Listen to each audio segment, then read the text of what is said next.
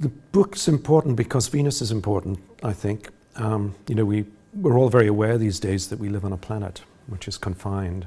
It's only a certain size and a certain amount of air and all the resources and so on. And so the study of our Earth as a planet has become a really big field. And once you get into that, especially in a university where you have a license to let your mind roam a little bit, you think, well, there are other planets that are fairly similar to the Earth, quite close by.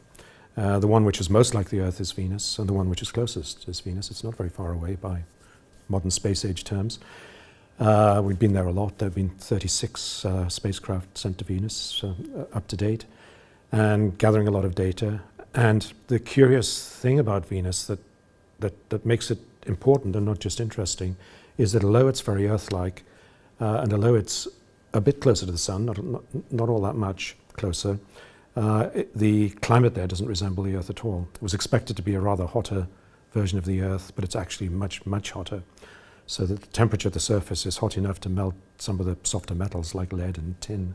And it shouldn't have been like that. That's not what everybody expected. And ever since that was discovered with the early space missions to Venus, we've been trying to understand exactly what's going on there that produces such a different climate from the Earth.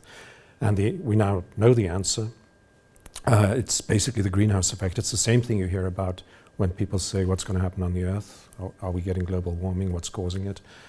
Venus has a really bad case of global warming for the same sorts of reasons that the Earth does.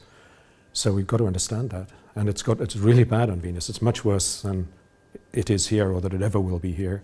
But it's the same physics, the same processes, carbon dioxide, water, clouds, all the things we're used to on the Earth are combining to produce a really serious case of global warming on Venus.